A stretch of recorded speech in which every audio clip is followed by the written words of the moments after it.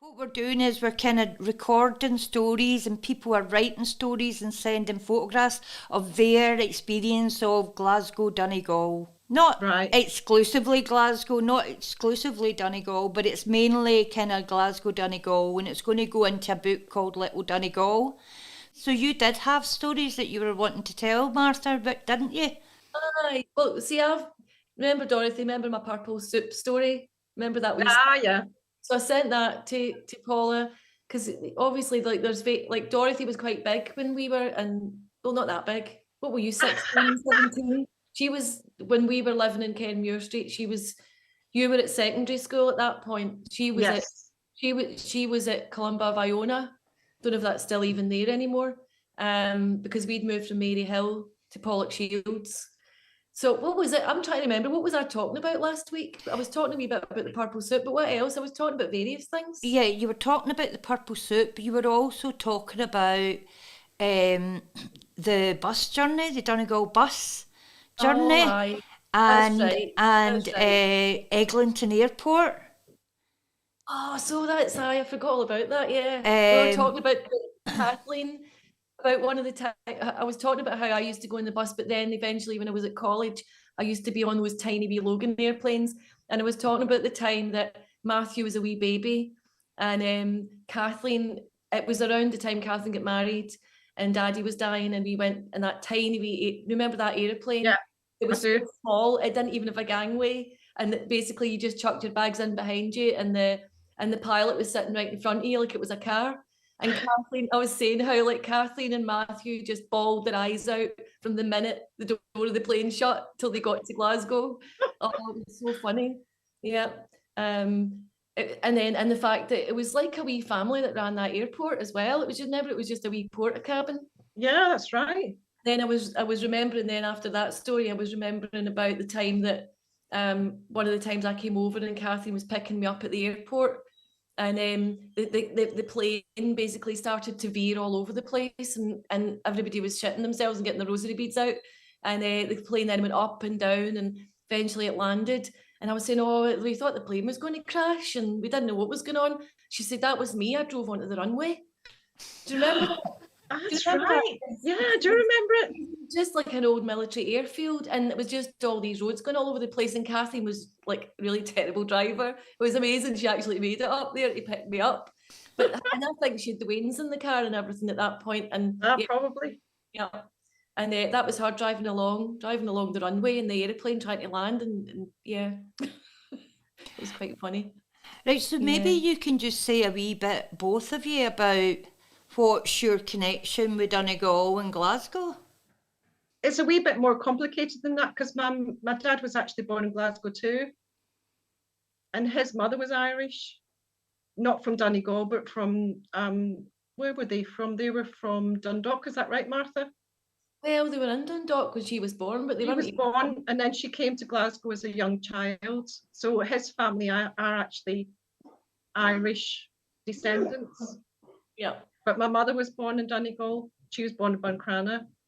And so that meant that when we were children, basically we were packed off to Donegal every summer for the whole of the summer holidays. And it wasn't even the Loganair flight, it was the Derry boat. Oh, it was the Derry boat. I only have a very vague memory of the Derry boat. I'm Martha McCulloch, by the way. And this is Dorothy, now Dorothy O'Connor. O'Connor. Was Dorothy McCulloch. So Dorothy's my big sister, my wee big sister. And yeah, it's quite funny because Dorothy's talking about the Derry boat, and I was born in 1962, so my memories of the Derry boat are very vague, whereas Dorothy's would be stronger. I just have this very vague memory of being, I might only have been like maybe 3.5 or 4 years old, and I remember these bunks in the Derry boat, and I remember being mummy going shh and telling you to go to sleep. That's all I kind of remember. But can you remember more about the boat? Oh, you were in the high life if you were in a bunk bed. That's all I can say. So we were at the Derry boat back then. There was first class, second class, third class, and cattle class. And I think we were third class. no bunk beds. Oh, really? You just had a blanket and you slept under the stairs or something, unless you were very lucky and very fortunate, but we never did. And we would just spend the whole journey throwing up the whole time, because it was a rough journey, and you could hear the cows mooing and you could smell the manure. Can you imagine that 8 weeks? It's very luxurious. I don't know how my mum got through it. I really don't. So we went from I think we went from the Broomielaw straight to Derry, didn't we? Yeah, that was it. Yeah. Mm. And So how many years did you do that, Dorothy? What age were you when you started doing that? So I was born in 56, and I think probably from about the age of 5 or 6. So what happened was my dad used to take us most of the way. They didn't just dump us on the boat and leave us. He would take us to Derry or take us all the way to Buncrana, but usually somebody picked us up in Derry, and then he would go back home again. So it was the little baby ones tended to stay in Glasgow, while the school wains all went to Buncrana to pester my grandmother for the summer. For how long did you go in the summer? So the weeks, the summer holiday in Glasgow was quite long, so I would say about 7 weeks. Yeah, that was about 7 weeks, I think. And what did you do in Buncrana? We ran through the hills. We got looked after by our granny. We went to visit relatives in different parts of Donegal. We've got an auntie that lived down in Carndona, so we used to go there as well. Yeah, that's all we did. We went and visited people. They'd give us lots of tea and lots of cake and fatten us up for the summer. there was a funny one. Oh, hang on. I think I need to switch this other computer off, but I'm reminded when you're starting to talk about that, about some of the stories about you lot that I would only have heard secondhand. But that's okay now, when things, because Mummy, our mum, called Mummy by us, was the oldest. So her sisters weren't married during that time Dorothy was talking about. So they stayed with Granny, and actually Michael, the eldest in the house is Michael, and he was saying how that actually my mum's sister and brother were still in the house when they would be going over. They still stayed in Granny's, but then as my auntie Anna, my mum's younger sister, there was one story that's so funny about when Dorothy and Joan. So there was Dorothy and Joan were close in age, and they were kind of quite close growing up. And Auntie Anna had just got married and had her wee golden boy, that was the apple of her eye. You have to tell the story about Jim. You can tell it, Martha. But I wasn't there. I just remember being. All right, okay. Yeah. So Jim was the firstborn, and a very golden boy, like Martha said, gold blonde curly hair, and we were out playing in front of Granny's house. And Jim, we did not do what we were accused of doing, but Jim fell into the ditch. There's a little ditch outside, but we were accused of throwing him into the ditch. I don't know if he told them that, or if it was just that they'd assumed that we'd done that, but we were sent packing, and they said, that's it, we're not having you here if you're going to be behaving like that. Off you go back to Scotland. So there was me and Michael and Mary and Joan wandering off up the road going, which way is it to Scotland? Where do we go from here? That's hysterical. That's a sin. And did you go back to Scotland? No, obviously they took pity on us in the end, but we just went for a wee wander and chatted to some of the neighbours and then came back again. I think what used to happen was that Mummy was pregnant basically every year. And so I think it was probably that, as Dorothy says, the bigger ones got packed off to stay with their aunties in Donegal, while Mummy looked after the smallest ones and was pregnant. That was it, wasn't it, really? Yeah. But it was interesting because I always thought we were terribly well behaved as children, until I saw that message from Michael the other day about when Granny used to watch, and she used to want to listen to, what was it, Radio Erin? Oh, that's right. And he said that the one thing that she wanted was total silence while she listened to Radio Erin, but we were all a bunch of monsters and couldn't shut up for 5 minutes. I'm That's sure not my memory. No, that's just Michael. I think that's just Michael. My granny had this radiogram, that was there in their house till after she died. She kind of left the house when she was really old and went to see my auntie up the road. Just kind of gradually moved out. She didn't kind of decide she was moving out. It was just like one day she never went back home. And so it was this wee radiogram that Daddy had brought over just after, probably around the time when, maybe before you were born, Dorothy. That brought over sometime, you know, when my mum and dad just got married, he brought this amazing piece of technology to my granny's wee house, and she absolutely adored that radio, that lifeline to the world. It was so important to her, wasn't it? That and a pair of binoculars. And the binoculars. Those binoculars, I think Paul managed to salvage those, found them in the house and kept them, and I have photographs of them. But those binoculars, she lived, because Glenglash is up in a hill, it looks down on Loch Swilly and on Buncrana, and she could just see what was going on all in the townlands all round, and who was driving up the road from the town, when the co-op van was coming and all this. She was out with the binoculars. It was so funny. Michael brought those over, actually, the binoculars, I'm getting that wrong. I think he brought those over. He went over on a cycling trip with his pal from uni. And when would that have been? What year would that have been? It would have been in the 60s, mid-60s. Aye. And so they went up and visited Granny, and they must have these binoculars, and she thought these were great things, and they left them with her. Oh, hang on, sorry. I'm just going to switch that off. But aye, that's right. So our binoculars and our radio were the two main things I associate with Granny and our connection to the outside world. Yeah. So we should mention something about Michael Bradley as well, though, because our grandfather, he was a bit older than Granny, and so there was quite a bit of a gap in the ages, but he was quite unwell when in the latter part of his life, and she cared for him. But he was just such a lovely man. He would, I can remember me and Joan, this is going back to our Glasgow days. We got some like dancing shoes from the Barras secondhand, and we thought we were going to be great dancers. So we brought the shoes to Ireland with us, and we were showing him how good we were at tap dancing.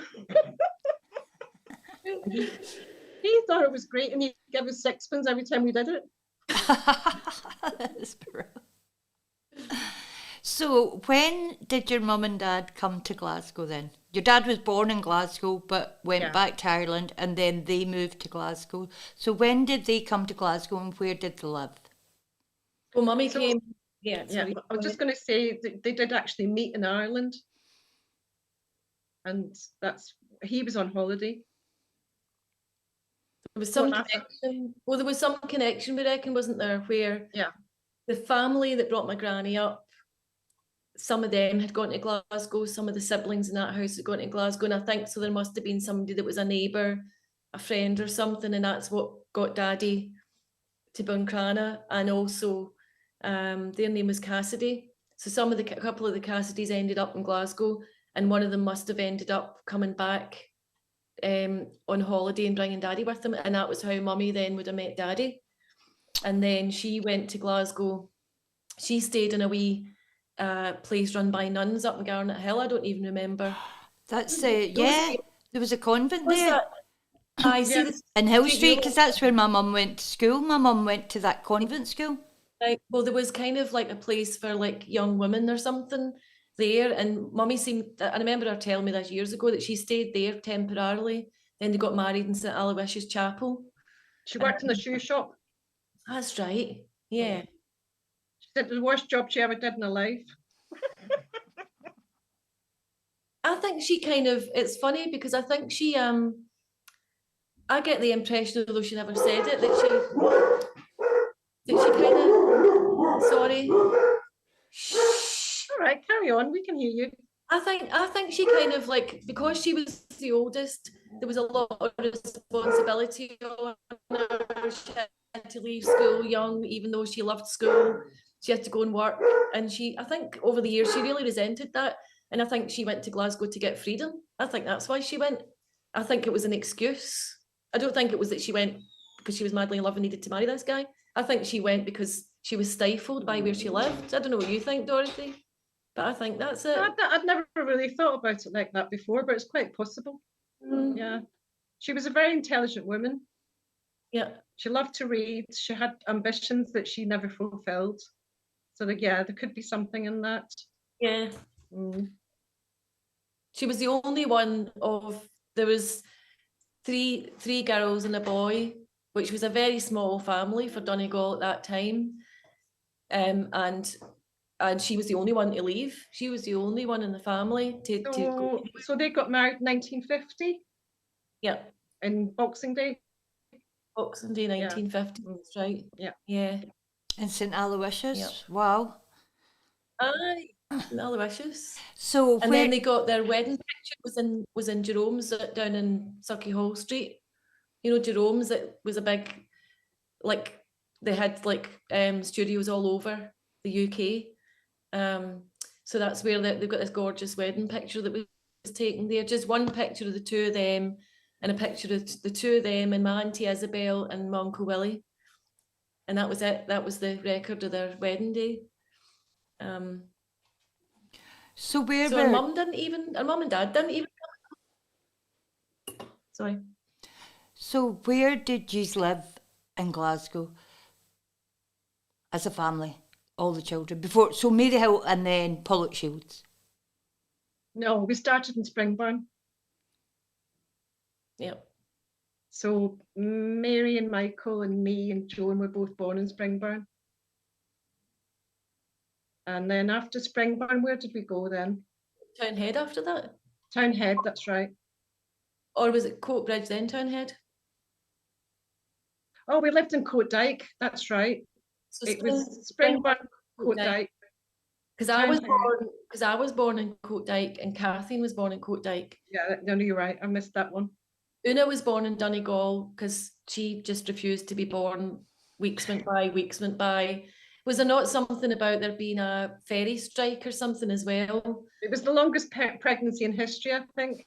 Aye, and so she ended up, she's the only one in the house that was born in Donegal. And then Paul was born when we lived, so Townhead was after that because Paul... He was born in Gothamlock. He was born in Gothamlock. He was, what do you call that? He wasn't born in Gothamlock, he was born in Duke Street Hospital. That's right, Duke Street. You know, there was a maternity hospital there next to the slaughterhouse. That's where he was born. He was the only one born in a hospital, actually. We were all born in the house. And that was only because the doctor said, "Oh, Mrs. McCulloch, your blood pressure's a bit high. Number 8 baby." Yeah. And then after Townhead, it was Maryhill, wasn't it? That's right. And then Pollokshields, and then back to Coatbridge. Yeah. We got about a lot. But then our dad had a bit of a wanderlust. He sort of considered the idea of Canada and Australia at various points as well. That's right. He was always thinking, let's immigrate. Yeah, he was dead serious. You know, there were different times when there was incentives to immigrate. They were trying to increase the population of those places. Because our Paul always says Paul ended up in Australia for about 7 years. And he said, well, it took me a long time to get there, but eventually I got there. It was only because Mummy was pregnant that they didn't go just after I was born, when I was a wee baby. They were fully intending to go, but then Mummy was pregnant again. Yeah, I know. Yeah. So tell us your story, Martha, about the soup. Aye. It's quite funny when we moved to. We lived in Pollokshields. We lived in the kind of corner flat next to the bowling green. Is it Albert Drive, between, like, there was Kenmure Street and Albert Drive, just the corner there. And opposite there was, now what do you call that Asian grocer shop? It was called Susie's. So Susie's was opposite. And then there was Mummy, like, she was always like at home cooking and everything, and you have to kind of feed a big house full of Wayne. You need to like make big pots of soup and stuff. She went over, and this grocer shop was full of all these amazing vegetables she'd never seen before. And there was, like, yeah, there was these gorgeous big aubergines, and she thought, oh, I wonder if we could make those. So she comes back and she makes this huge, she was always famous for her huge soup pot till the day she died. And she made this soup with aubergines. It was like Scotch broth made with aubergines, wasn't it? And she just became famed forevermore for her purple soup. It was so funny. She was just delighted. But she was like, she didn't think, oh no, that's weird. It was, she would have embraced anything, wouldn't she? Yeah, absolutely. That was the thing about Mummy. She didn't exert any kind of like influence over us in terms of expectations of you're a boy, you're a girl, you do this, you do that, or cultural things. It was just you were what you were. Or any of the whole Catholic Protestant nonsense. Like we were brought up in a family where half of our cousins are Protestants and we're Catholics, and my dad's family was like that. And so it's quite strange for us that all that kind of bigotry thing, I think. Because like, why would we be bigoted? Our whole family's all mixed. Yeah. And it turned out that my granny actually her parents were Church of England as well, weren't they? Oh, well, their granny ended up being a whole different thing, didn't she? That's another story, as they say. That's a whole other story. Our Irish granny is not our Irish granny at all. So that's one of the things I think is interesting about all that. You know, when we were talking, like quite often you're talking about the idea of immigration from the West Coast to Ireland to Glasgow and the famine and all this stuff. And as we were saying in street level, there were waves of migration back and forward always. But also our families, as we've discovered, like we always knew that my dad's father was in the army, but we didn't know that his father was in the army, and that basically his family on his mother's and father's side came from Ireland, the north of Ireland and the west of Ireland. But it was because of they were in the army, both sides. There was Maloney's and McCulloch's, and like our great grandfather was born in the one and the McCabe's. And the McCabe's, that's right. And they, like, one of them was born, like half of the family are born in India, half of them are born in New Brunswick, some of them are born in the West Indies. And the reason they were Irish families, that what happened was they retired from the army quite young. You didn't, stay in the army till you were in your 60s. So when they retired, they weren't going to go back to Ireland to a farm or wherever their family had been from. So they went to a big industrial centre where there was work. So they all ended up in Glasgow. And so it wasn't to do with migration from Ireland, it was to do with the military. And people forget about that, the impact of the fact that Ireland was a colony and that the people in Ireland, right, like our family, the Maloney's going back to the War of Independence in America, were shipped off to America, went to America to fight on the side of the British. That was just because they were a colony. Mm-hmm. But I think that's an important part of that story. I don't know, I'm not knowledgeable enough about all the history of that, but we had one of my dad's brothers, my Uncle Paddy, did loads of kind of genealogy stuff before it was in vogue and when it wasn't very easy to do. And he was amazing, wasn't he, at gathering stories? Yeah. Through the generations. And he was able to tell us that basically the Maloney's, a lot of them went to fight on the war for the War of Independence and ended up staying. So we've got loads of connections in America because of people going to fight in the war. Yeah, it's interesting. Yeah. It's another part of the story that I think isn't talked about enough. Yeah, absolutely. So Dorothy, when were you in Glasgow and when did you leave Glasgow and where did you go? Do you come back to Glasgow? Do you go back to Donegal? Where are you now? So I left Glasgow when I was 19 and I moved to London when I got married. Far too young to get married, but I did it anyway. And I then lived in London for 12 years and had 3 children and worked as a nurse.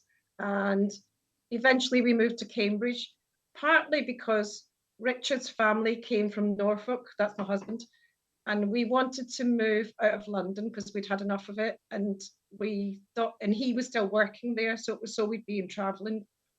Only reason we picked Cambridge was because of that, but since then I've never left. That was 1986. And did your children go to Donegal during the summers as children? They did. They got dragged there every single year nearly. Christmas, summertime sometimes. In fact, one of my sons now lives in Belfast and is married to a Belfast girl. Well, he's kept the connection. And your mum moved back to Buncrana. When was that? Oh, she moved back to Buncrana, Martha, roughly about 8, I think, 78, something like that. I think it would have been 78. Yeah. What age her was and she my dad been? split up, basically. Yeah. What she age? I think, was she 51? She was in her early 50s, definitely. Yeah. So she came here. She had worked in Glasgow. She worked in Moore and Taggart's, which is a really famous textile factory. What did they make? What did Moore and Taggart's make? I think it was mainly shirts and things. Right. So she worked in Moore and Taggart's for years, when maybe not when Dorothy was small, but when I was small, she worked there. And she was a really skilled machinist. She was amazing with her hands. And so when she moved here, she just had to kind of up sticks and go quite suddenly. And she got a job straight away when she moved here in the local shirt factory. Like shirt factories, as you probably know, were a huge thing in Derry and in Donegal. Like that's what kept Buncrana going as well, was like 2 big shirt factories, locally owned shirt factories, that then, one of them ended up being bought over by Fruit of the Loom, but one of them stayed as a locally owned. The one Mummy worked for was a locally owned firm, and she worked there till she retired. Yeah. So we very rarely had to buy clothes when we were children, because my mum used to knit all their cardigans and jumpers, make all their dresses. She made wedding dresses after that, bridesmaids dresses. She could make anything. That's right. She could knit your jumper while she's watching Coronation Street with her eyes shut. One time I was doing this project. Remember, I was doing that thing that I've never kind of finished, but it was still a kind of a work in progress in a way. It was about my granny's story. My granny's which is an interesting story. And there was a photograph of my granny when she's about 4 years old, and she's wearing a pinafore. And I wanted my niece to be my granny in this wee bit of film that I was making. So I showed Mummy the picture, and I was saying, this is what I was thinking about, and I wanted her to be kind of like representing Granny. She got an old pillowcase, unpicked the pillowcase, looked at the photograph, started like drawing out onto this old pillowcase, and within an hour she had this beautiful pinafore that was exactly like the one in the photograph. Wow. Just amazing, wasn't she? Yeah. So what do you remember important places in Glasgow well, you weren't born in Donegal, but for Donegal people, was your mum involved with the Donegal community in Glasgow? I don't think she was really. She was quite... Not so much a community, but she had lots of friends and connections. I remember the Callaghan family in Govanhill that she was connected to, they were related to a family from Glasgow. Yeah. The McGrorys, we used to visit the McGrorys quite a lot. Who were they again? They were kind of related, but I never worked out. And the McGlyns. Oh, the McGlyns, aye. When we were children, we'd go and have tea with them and stuff. So she did have connections from home. There were quite a few like cousins or whatever, or cousins of cousins or neighbours who had gone to Glasgow as well, and they would have kept the links up with the families that they knew back here. So the McGlyns would have been, the McGlyns were my granny's, connected to my granny's siblings, foster siblings. So they were like kind of cousins, really, weren't they, of my granny? Right. It's not blood relations, but yeah. And you mentioning Cassidy earlier, Martha, because not the last group meeting, but the one before that, there was 3 Cassidys there, 2 brothers and a sister. So I'm hoping that we'll have a chance at some point to get everybody together, because each group, there's been different people there. So I'm hoping that we'll just be able to bring everything together, and there might be other connections. I mean, remember when we came over to visit you, and it turned out that Tommy's great-great-grandfather was also your brother-in-law's great-great-grandfather. And it was called Red Henry from Keelogs. Aye. And we went to visit, and the photograph of your brother-in-law, who had sadly passed away, like the year before, was like looking at Tommy's dad. You know, I just the such a strong. They just look so alike.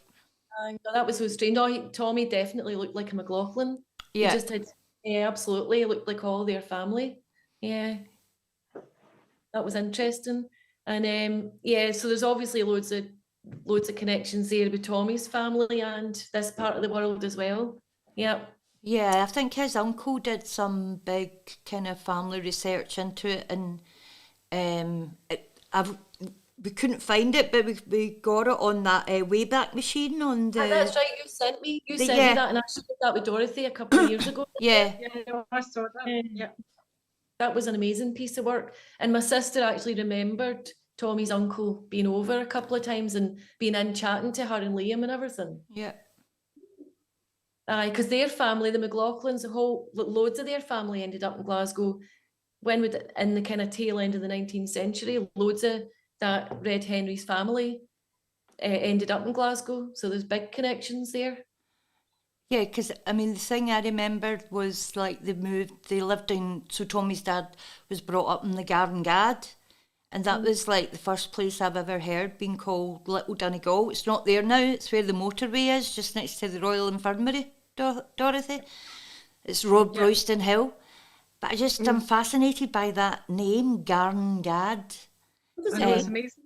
What does it mean? I have no idea. I'd love to look into it. But I mean, they were, I think there was gangsterism and stuff like that going on, but there was also, so Tommy's granda, who was called Bunty, he was a bookie, and Tommy remembers as a child, like he'd be going round the barras and he'd be collecting the money in brown paper bags.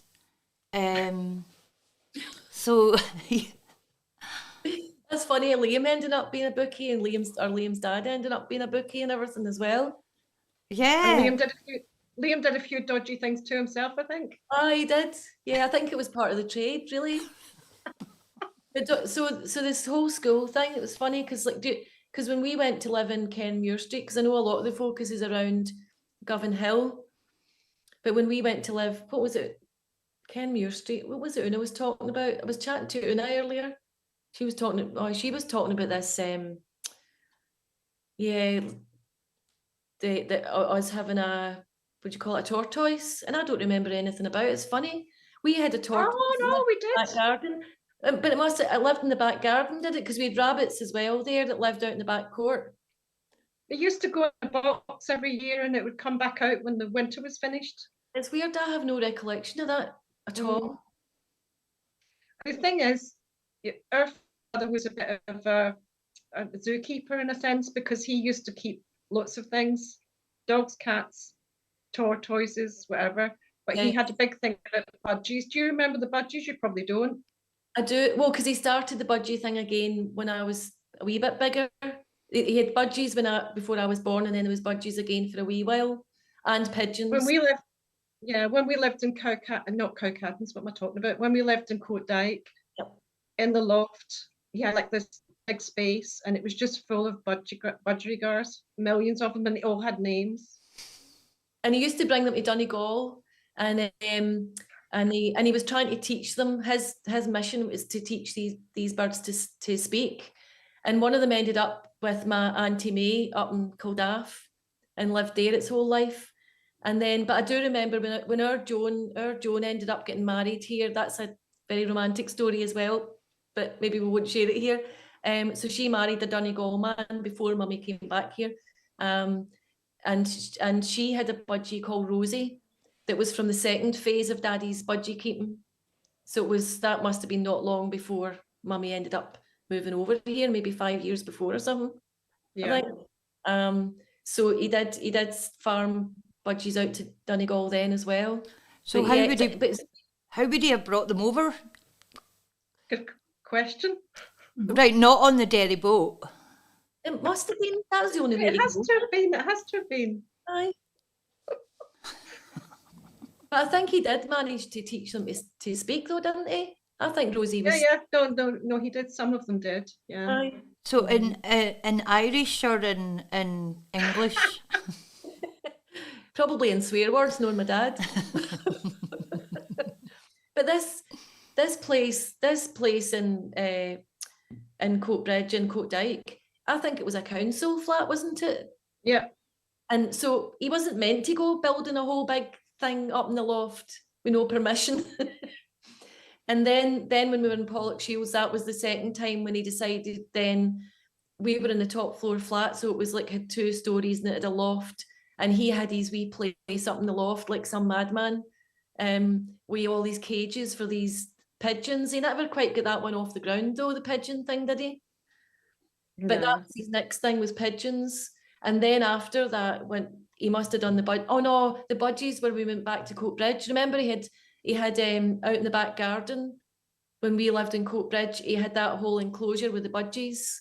That was just before we moved over, because that was the last house Mummy stayed in. Yeah. Aye, in Bankhead Avenue. Yeah. He had loads of budgies there. But not in the loft this time. There was a place in the garden he kept them. Budgies in the garden? Yeah. That's unusual. It is very unusual, but they survived. He was a very unusual person, let's face it. He was very unusual. So your mum, if she wasn't going over to Donegal in the summer, was she going over quite a lot throughout the year? When she was having her children and bringing up her children, or was she mainly in Glasgow? She did go, because I remember we had, Martha was saved this little experiment that she used to do every year with the permitting solution. Oh, that's right. So whenever she went, it would be like a proper big trip, and she'd have to have herself ready to go. So she'd have a fresh new perm at home. But the box of permanent lotion was too much for one head. So it would work its way down the family. And it got as far as Joan. So it was be her, and then Mary, and then Joan, obviously not Michael. And by the time it got to me, there was no permanent lotion left. Thank God, says you. So there's just all these photographs of Mary and Joan and my mum looking really curly, and me with dead straight hair. It was a Twinkie. It was a Twinkie perm. Was it called a Twinkie? Was it not? I think it was called a Twinkie perm. And it used to, and Mary used to say how she'd do this to you, and then if you were out in the rain after she'd done it, you were stinking of ammonia in the rain because yeah. Twinkie perm. Yeah. He smelled like pee. But there's there's a really funny photograph that of you and Joan.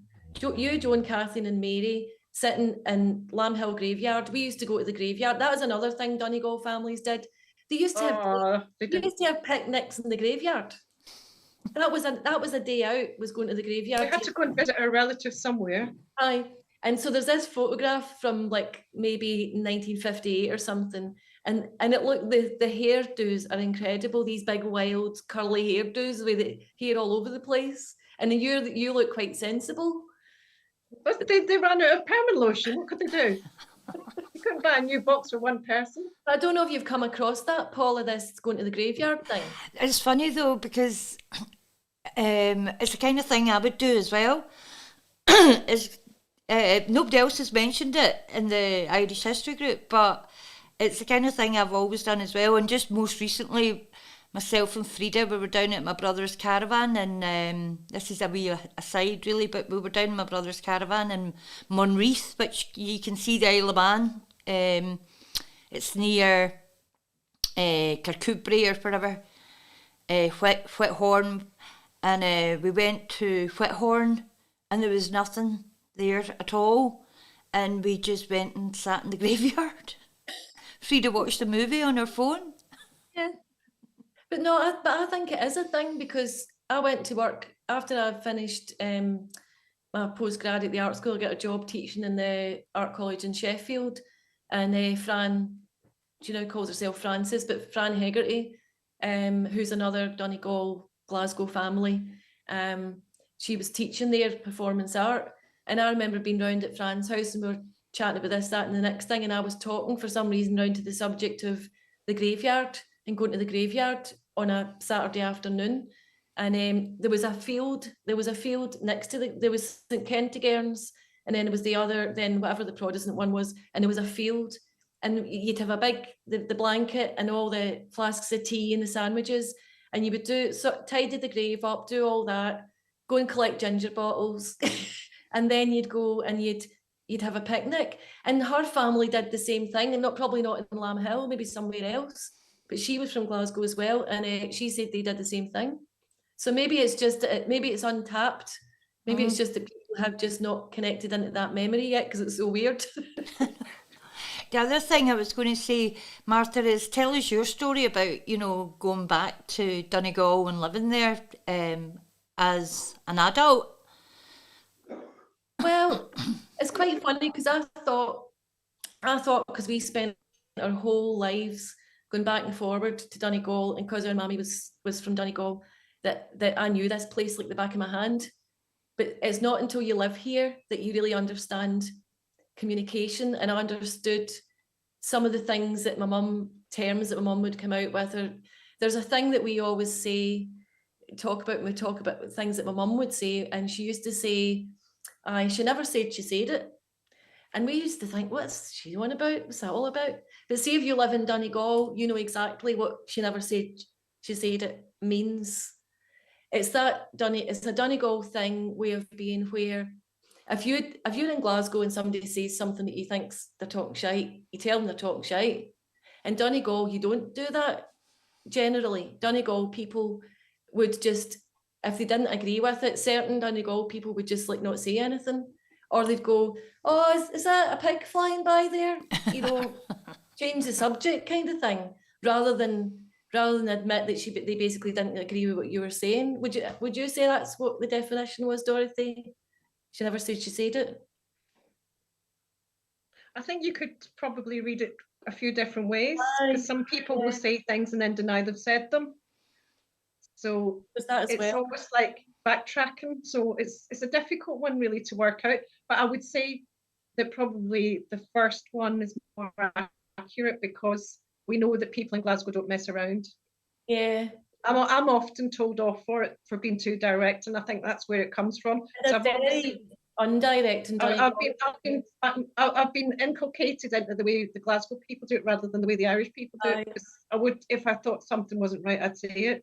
There's a cultural thing, and so we had to kind of get in tune with some of that we weren't, even though I thought that because I grew up with an Irish mammy and spent so much time here, that's a big thing. The idea that you're meant to know that somebody disapproves of something just by their silence, not by what they say, but by what they don't say.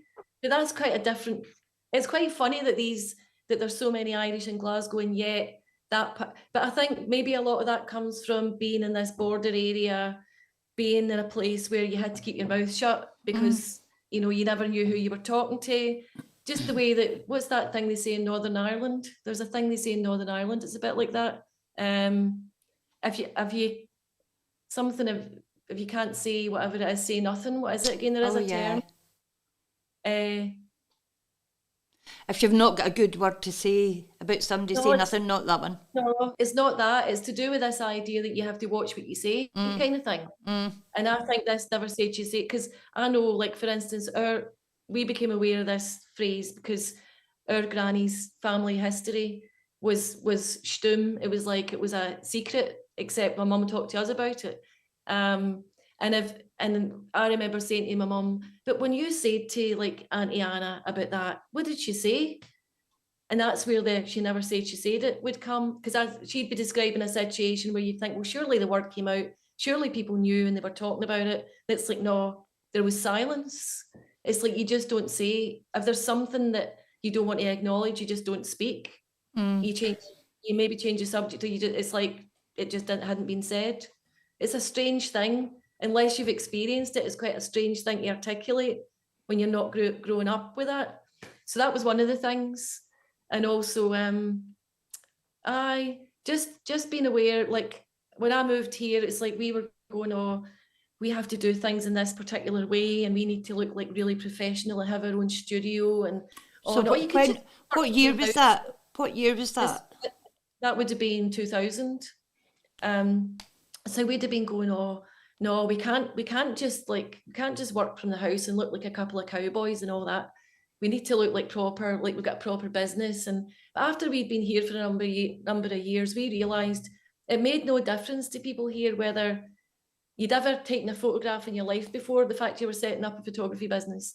It didn't matter to them whether you were working out of your kitchen or anything. It was like that. All these things that we had grown up with, thinking they made you look more professional. None of that mattered in Donegal. It was a totally different culture. And so, yeah, realising that I didn't think there would be a cultural shift and moving from Glasgow to here because I thought I knew the place, then I realised it's not till you live here that you know the place. Well, Dorothy probably knows it better because you've been here an awful lot over the past while and probably got to know it more. I've never lived there, so I think it's different. I think it's different because, But it takes you a wee while to kind of like ease yourself into just how it is, and it's kind of nice. But yeah, it's different. I mean, I suppose it's like Glasgow's a big city and Buncrana. I mean, just that time we came over and going up to Fort Dunree, it's just so, you're just out there with the elements and on the beaches. It's just so wonderful, you know. It's I mean, we always had this, like as Waynes, it was like this really idyllic idea in our heads of what Donegal was. Because as Wayne's coming over and you were just in the middle of the farm and, you know, wasn't it? It was literally a breath of fresh air and... It was. All our favourite things, like the fresh air, run about through the fields, and the food. Oh, the food. Lovely fresh farm eggs, buttermilk, nice porridge. I mean, they sound like simple things, but for us, we were always looked after quite well in that way. It was really lovely. No, it was... Yeah, no, but there was always that kind of... And did you know other people from Glasgow that were going to Buncrana and Donegal during the summer as well? No, we didn't actually. I didn't. No, but we have discovered people since, like Joe and so on, but we didn't at the time. Yeah. We were kind of wrapped up in our own wee world because we had all those cousins. Yeah, it was a big crowd of us. It must have been incredible though, because like there was 8 of us, and then when I was wee, we went to after like the period Dorothy was talking about, staying with my granny, then my auntie Anna got married, and her eldest, our golden boy, he's like a year and a half or 2 years older than me, and so her Waynes are just kind of like younger, kind of the same age as the tail end of Mummy's Waynes. So we would have gone to stay with Auntie Anna, and then gradually there was 8 of them, and then there was 8 of us, like 16 Waynes in one house. And I remember we always had a tent because when we weren't in Donegal, we were usually out camping out at Loch Campbelltown. Out at Campbelltown was one of the places we used to go, or we'd go up to Oban because we had family in Oban. My dad's side had some of them had married up there.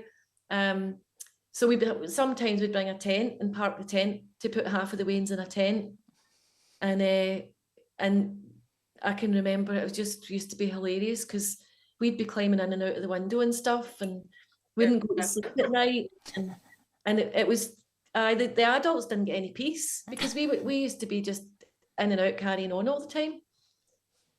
And you were going by the Donegal bus by then? No, that was still in the car. A big estate car with Waynes jammed in till they were bursting. It was bursting at the seams. It wasn't like no car seats or any of that nonsense. So 8 Waynes in a car. Aye, there was a Cortina estate for a while, wasn't there? When we were at Anna's, and then me and Paul used to be in the back, where you weren't meant to put Waynes. In the boot. Then there was like a kind of couple of layers of Waynes on the back seat as well, wasn't there? There was. I don't know how they all got squashed in. But prior to that, I remember when we did go on the boats, the taxi driver who was Neely was actually Raymond's dad. Oh, right. Oh, I had forgotten all about that. He used to take us to the boat in his taxi. Oh. And Neely is the father of Raymond, who then married our sister Joan. years later. He had one of the first taxi companies. I think his father had it before him on the main street in Buncrana, and they started off, it was a horse and carriage, and then it became a car. But yeah, there's photographs there, isn't there, in Joan's house of like the 1900s with a taxi. Oh, wow. All right, and I loved your story last week, Martha, so please tell us that again, about going on the Donegal bus. Oh, aye, that one. Aye, The that was Collins like, bus. aye, Danny Collins. Yeah. Danny Collins. He was a bit of a spiff, Danny Collins. I think he's probably still, there's all sorts of families did it, but I used to always end up in the Danny Collins bus. And the vivid memories I have are especially like it would get to just before Christmas when I was at school and college, and it would be freezing cold. And this bus, there was never any heating. The heating was always broken. And it was rattling along, your teeth were chattering, and the bus driver was just chain smoking, and the clock, and he was always playing this terrible country and western music relentlessly, and then the clock, you kept thinking, oh, what time is it? And you look up and the clock was always at the same time. It's like cracked clock, always the same time, and it seemed to go on forever. And just it was so, you'd arrive down at the Gorbals, just near the Citizen Theatre, and in the dark of winter, really early in the morning, and yeah, head off to Donegal. But it was some journey. Yeah, it used to be so cheap though. I think it cost you like a tenner or something like that at that point. It's not that cheap at all now to use those buses. No, but I just love that story because people are like kind of reminisce about things as if, oh yeah, the great days of Donegal bus, and you're like, that wasn't great. It was torture. No, it was torture. Yeah. And sometimes you'd find that it didn't turn up. I can remember it not turning up, or because it was when on the way back, it was meant to stop at Bridgend. But sometimes you would take a shortcut because you can cut across. And I can remember a couple of times being stuck there, standing waiting for that bus, and I was meant to get back to Glasgow, and then I ended up having to get the train, because you could get the train round the coast instead. That was another way I quite liked going, actually, was the train.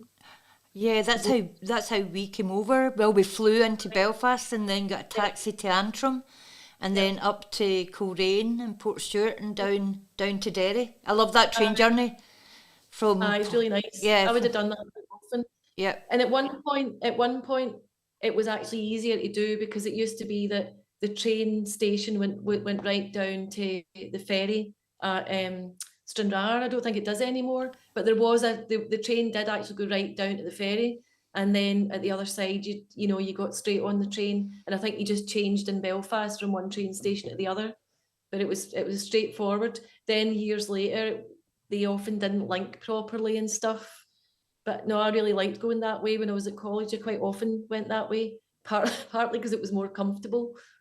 Yeah. That's the way I always went. I went once via, because when I was at uni in Coleraine, so I went once via Eglinton in one of those Loganair flights that you're talking about.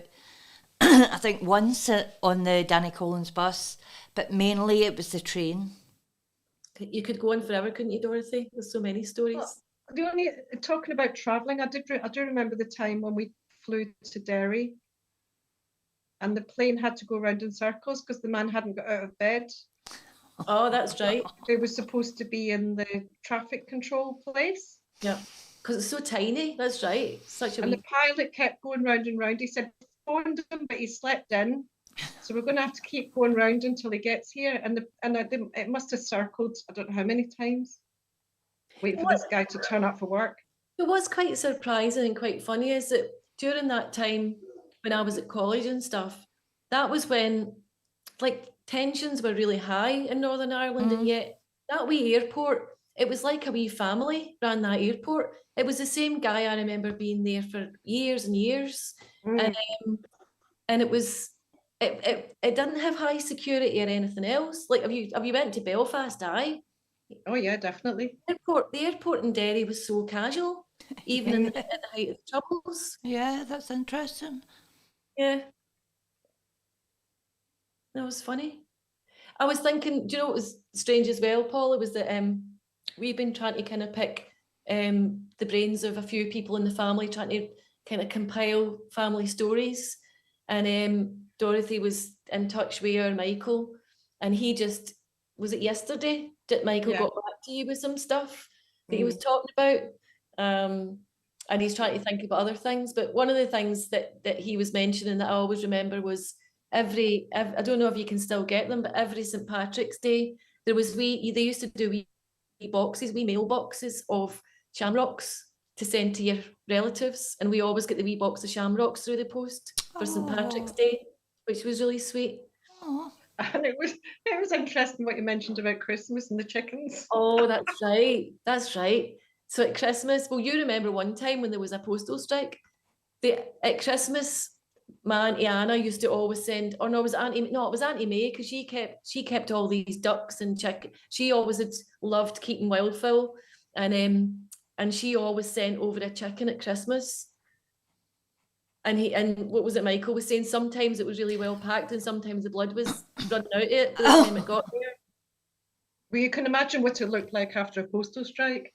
Well, I remember I don't know what year it was. There was one year anyway you always used to talk about, and that basically it arrived at halfway through January, stinking to high heavens. This chicken. Oh dear. Posted a chicken, for God's sake. We obviously had an alternative Christmas dinner that year. Yeah. Right, I don't know, do we want to go, is there anything that you haven't said, or something that's specific about Glasgow and Donegal, or do you think you'll be over more in Glasgow now, Martha? Do you think you'll be back in Donegal soon, Dorothy? Will that back and forth continue?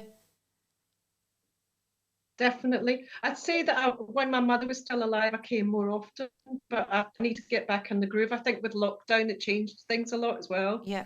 But I'm heading over for Christmas. Yeah. Aye, we're going to have lots of visitors at Christmas. It's going to be interesting. Yeah. So you might need to get the tent out, Martha. I might need the tent out. This sounds it. Yeah. You don't need to post the chicken. You can just bring it, Dorothy. Yeah. It's just when you start thinking about it, there's loads of things that probably connect in with other people as well that they'll respond to.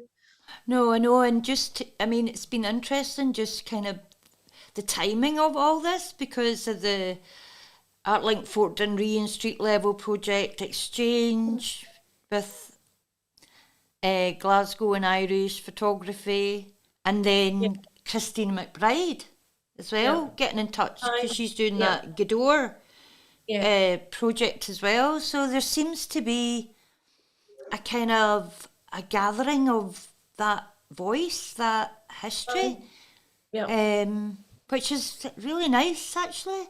Because people, what I've liked about the history groups is, people have similar stories, like the Donegal Baths or the Scotch boat, the Derry boat, but they're all from really different angles. People are all, their individuality, their families' uniqueness, their uniqueness is what comes out, even although there's, everybody didn't have the same experience. It's all really different experiences, but there's the commonality of coming from Glasgow to Donegal.